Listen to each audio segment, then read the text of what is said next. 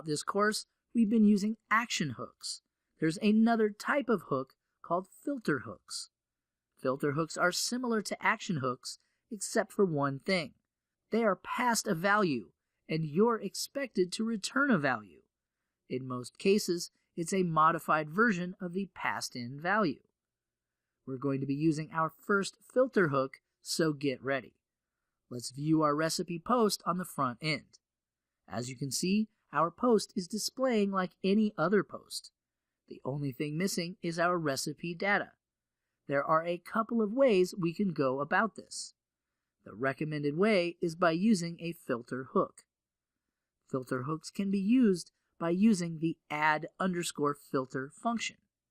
This function works exactly the same as add_action. For our post, I want to add the recipe data right above the content. So, I want to use a hook called the_content. This hook is triggered when the content of a post or page is being displayed. The name of the function I want to run is called r_filter_recipe_content. Let's create a file in the process folder called filter-content.php and define our function here. Make sure to include it from the plugin file. Unlike action hooks, filter hooks will always pass in something for you to filter. The_content hook will pass in the contents of the post. We'll call this argument content. Inside our function, you should always return the content. Let's see what happens if you don't return something. Refresh our post and you'll see our content disappears. Let's return the content from our post and you should now see the content reappear. This function will actually apply to all post types. We need to make sure this only applies to recipes. We also need to check if this is a single post and not an excerpt. We're going to check both of these using one function called is_singular. This function will check if this is a single post. We can also pass this function a post type. The post type we want to check is recipe. If this function returns false, then we'll just return the $content. Otherwise, we'll continue on with filtering the post. Let's create the HTML that will be used to display the recipe data.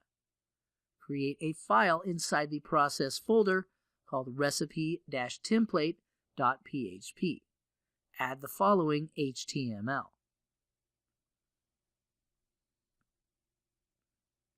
This is just regular HTML. We only have an unordered list. There's one thing you'll notice though. We have these all caps words such as ingredients_ph. The ph stands for placeholder. We're going to grab this file and its contents and replace the placeholders with our data. First things first, let's grab this template. From within our filter, I'm going to create a variable called recipe_html. I'll assign the value returned by the function file_get_contents. The file I want to get is our template recipe-html.php. I'm also going to set the second parameter to true. This will make the function work just like the include function now. To check if this is working, I'm going to return recipe_html and append the content with it, like so.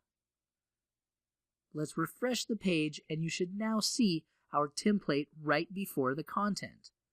Now all we have to do is replace these placeholders with our recipe data. First, we have to grab our metadata. Just like last time, we can use the get_post_meta function. However, first we need the post ID. Lucky for us, WordPress will create a variable named post. This variable is a global variable. Now we have access to all this post's properties. Let's create the recipe_data variable and grab our metadata like so. From here, we use a function called str_replace.